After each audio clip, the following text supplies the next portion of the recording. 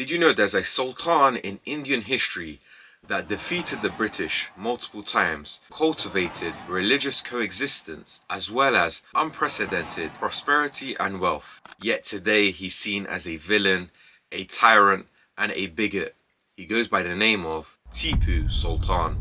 Before we get into the video, I just want to take a moment to shout out my Patreon. If you enjoy my content and want to help me keep producing high quality videos consistently, consider supporting me there. Your support allows me to put more time, effort and research into making these videos the best they can be. Plus, you'll get exclusive perks as a thank you. The link is in the description below. You see, ever since the start of the 17th century, the British had been establishing trade ports in India through the infamous East India Company. However, in the following century, the British had increased their control over India. This is most evident in the aftermath of the Battle of Plassey of 1757, as the company's influence in India grew significantly. However, despite this, many rulers failed to recognize the threat of their sovereignty, which can be seen with the Nizam of Hyderabad and the Maratha Peshwa. However, this was not the case in the Kingdom of Mysore, in the south of the subcontinent. So essentially, the Kingdom of Mysore had been ruled by a Hindu by the name of Krishna Raja Wadayar II. However, in 1761, Hyder Ali, the father of Tipu Sultan, usurped control and became the Sultan of Mysore. Hyder Ali was of predominant Arab origin, descending from the Navayats, a community and a subgroup of the Konkani Muslims. The Navayats migrated to India from places such as Yemen, Iraq, and even in Persia. 10 years before Hyder Ali usurped control, Tipu Sultan was born in 1751 in the city of Devanahalli in modern-day Karnataka. It is noted that his parents, Hyder, and his mother, Fatima Fakhr Unnisa, named him Tipu due to the fact that they prayed to the shrine of Tipu Mastan Aulia in Akrot for a successful birth. It was during the time of Tipu's early years that Hyder Ali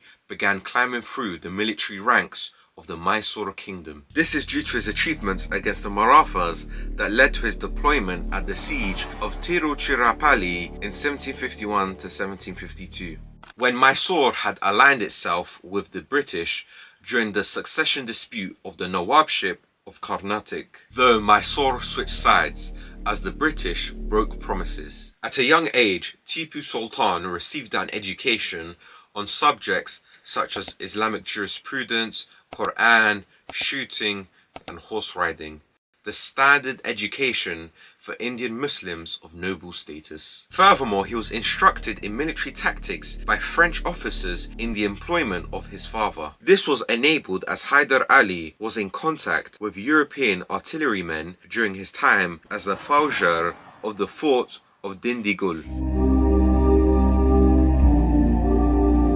In 1767, at just the age of 16, Tipu Sultan accompanied his father in the First Anglo-Mysore War.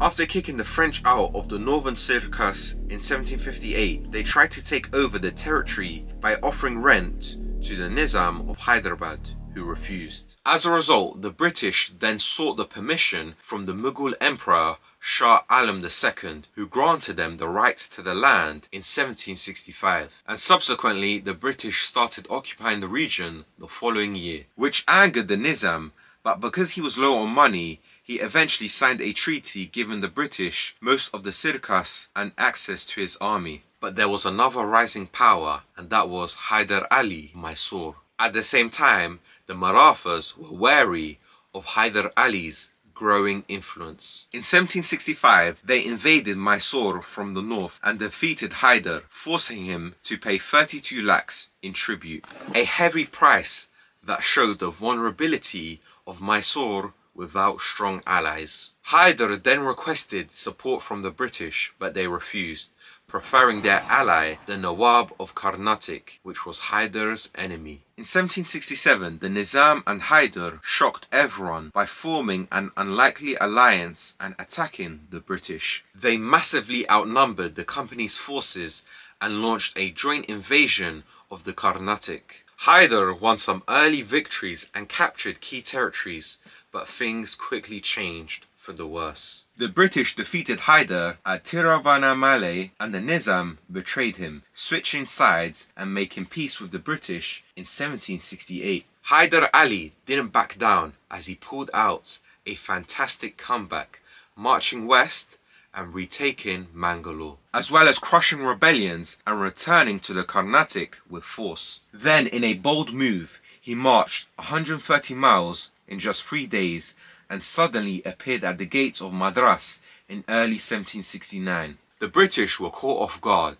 With Madras vulnerable, they had no choice but to negotiate. The war ended with the Treaty of Madras, promising mutual aid if either side was attacked again. But that promise would be soon tested and broken, leading to the next Anglo-Mysore War. In July of 1780, Hyder Ali launched a massive invasion of the Carnatic with 80,000 men laying siege to the British forts at Akrot. To stop him, the British sent a force under Colonel William Bailey. However, Tipu Sultan ambushed him near Polilor. However, the British were crushed. Over 300 were killed and thousands were captured. It was the East India Company's worst defeat in India at the time. But Hyder didn't press on to take Madras, but rather he besieged Akrot, giving time to the British to regroup. They brought in Sir Eyre Coote, who defeated Hyder in key battles at Port Novo and Sholingur. Tipu had to lift his siege of Wandiwash and shifted focus to Vellore. Meanwhile, the British captured Negapatim from the Dutch, in which Hyder's own men were trying to defend it. This convinced Hyder that without the control of the seas, he couldn't truly defeat the British. Despite this, a month later in December of 1781, Tipu seized Chittor from British hands. Tipu kept pushing as he defeated Colonel Braithwaite at Anagodi and then formed alliances with Muslim forces across the Indian Ocean. But unfortunately, in 1782, everything changed. Hyder Ali suddenly died, most likely due to blood poisoning. As a result, Tipu had to abandon a campaign in the Malabar to take command. The British tried to strike back, in which they successfully captured Bednor, but Tipu surrounded the overextended army and forced it to surrender. On the east coast, French forces landed to support Tipu at Kodalor, but the war fizzled out when peace was declared between France and Britain in 1783. Tipu ended the war by retaking Mangalore in 1784, forcing the British to sign the Treaty of Mangalore. One of the few times an Indian ruler dictated the peace terms to the East India Company. Furthermore, the great advantage of the treaty to Tipu was the psychological impact of the actual treaty on the British, as the commissioner of the British East India Company in Madras had to go to Mangalore, a recent reconquest of Tipu, to sign the treaty. The humiliation of the treaty, coupled with the recent loss of the 13 colonies in the Americas, made the British determined to defeat Tipu. The Third Anglo-Mysore War that began in 1789 was sparked by Tipu's aggression towards Travancore. A British ally, General Charles Cornwallis, then Governor-General of India, had been cautiously preparing for conflict by securing British positions and forming strategic alliances with the Marathas and the Nizam of Hyderabad. Tensions escalated when the Dharma Raja of Travancore acquired forts in Cochin, a Mysorean vassal, which angered Tipu. In December of 1789, Tipu launched an attack on Travancore's defensive lines at Nedum Kota. However, he failed. While Tipu regrouped, British command transitioned from the hesitant John Holland to General William Meadows, who began military operations in May 1790. Meadows' initial campaign was aimed at capturing Coimbatore and surrounding regions. Even though he was slowed by the weather and logistical reasons, he met little resistance as Tipu had withdrawn. British forces occupied key fortresses like Palghat and Dindigul. However, Tipu launched a strong counter-offensive in September of 1790 with 40,000 troops targeting British positions. Despite some successes, including harassing British troops and pillaging parts of the Carnatic, Tipu's efforts to gain French support in Pondicherry failed. By late 1790, Meadows handed over control to Cornwallis, who took charge of a more coordinated campaign. Tipu's resistance continued with guerrilla tactics and diversionary raids, but Cornwallis led a strategic alliance with the Marathas and the Nizam of Hyderabad. While Tipu has often been accused of religious intolerance as well as committing atrocities against Christians and Hindus, it was often due to Tipu punishing groups who had rebelled multiple times or aided the British. Allied forces, including a 30,000-strong Maratha army under Purseram Bhau and another led by Harry Punt, advanced into Mysorean territory in 1790-91.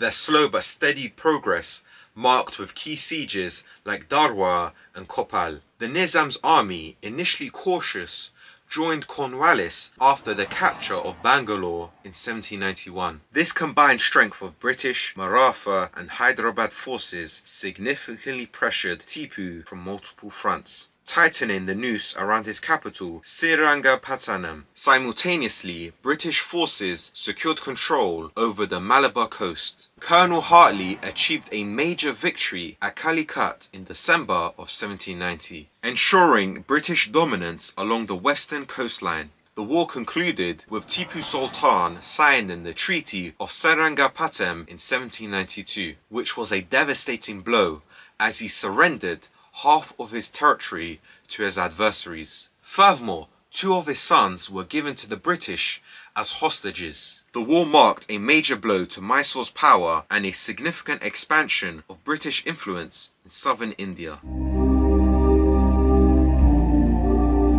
Tipu's resistance against the British wasn't to last, as in 1799, following the outbreak of the Fourth Anglo-Mysore War, he tragically passed away in battle. As the British East India Company, supported by over 60,000 troops, invaded and besieged Tipu Sultan's capital, Seringapatam. Despite advice from his French allies to retreat, Tipu Sultan chose to fight and was killed defending his fort. His minister's betrayal weakened the city's defences, aiding the British assault. His death was seen as a turning point in British dominance in India, famously prompting General Harris to declare, "Now India is ours." Tipu Sultan's death was celebrated like a public holiday in Britain. On top of the fact that Hyder Ali and Tipu Sultan delivered many blows against the British, they also fostered unprecedented prosperity and wealth within their realm. As it is noted by historians that the average income was 5 times higher than the subsistence level at the time, as Mysore overtook the Bengal Sabha as India's most dominant economic power, with a highly productive agricultural and textile manufacturing. His goal was to match the Europeans in their technological advancements, which is the reason for the prosperity of Mysore. This set them apart from the rest of the subcontinent. The Mysore silk industry was initiated by Tipu Sultan. He sent an expert to the Bengal Sabha to study silk cultivation and processing, after which Mysore began developing polyvoltine silk. Tipu Sultan also divided his kingdom into 18 divisions and embarked on extensive building programs with new mosques, forts, roads, market towns, and administrative buildings. As a result, he connected most of the cities by roads. The usage of liquor and the act of prostitution was prohibited during his administration. Usage and the agriculture of psychedelics such as cannabis was also prohibited. The act of polyandry, which was prevalent in Kerala, where a woman would take in multiple husbands, was also prohibited by Tipu Sultan. He also passed a decree in Kerala for women to cover their upper bodies, which was often exposed. Despite the reputation narrated by the Hindutva and other Islamophobic institutions, Tipu Sultan, just like Aurangzeb, was not a bigot or a tyrant. This can be seen with the many endowments of non-Muslim places of worship, as in the divisions of Calicut, Ernad, Betafanad and Cholghat, as Tipu authorized 67 rent-free lands to mosques and temples. And it is noted between 1782 up until his death in 1799, Tipu Sultan patronized 156 Hindu temples. Furthermore, he also presented them with gifts of gold and silver. During his reign, he also continued the Wadaya's patronage of the Sri Ranganatha temple. The remnants of these endowments and gifts can be seen even in the modern day, as the Sri Kanteswara temple in Nanjangud still possesses a jeweled cup presented by the Sultan. Meanwhile, the Nanjundeshwara temple at Nanjangud has a jaded linga which was installed on Tipu's orders. Another example is that he gave elephant and silver vessels to the Narayan Swami temple in Melukut. However, following his defeat in the Third Anglo-Mysore War, where he lost half of his territory, his religious views began to change. As before, he would refer to his government as a Sakar-i-Haidari, which emphasized the inheritance from Haidar. This then changed to the Sakar-i-Hududa, which conveys the God-given realm. This can be seen in his policies, as he ordered the Friday sermons, also known as the khutbahs, to talk about the merits of seeking knowledge, jihad, and prayer. The reason for this is that he saw the war against the British as a religious one. He also increased his commission on works on the Quran and Hadiths. To bring this video to a close, it is fair to say that Tipu Sultan was the embodiment of a just Muslim ruler. Firstly, he protected his kingdom until his last breath, never wanting to submit to the colonizers. Furthermore, he perpetuated religious coexistence, evidenced by many endowments given to Hindu temples across his realm. Furthermore, during his reign, Mysore experienced unprecedented wealth and prosperity. The reason why Tipu Sultan has a controversial legacy is simple.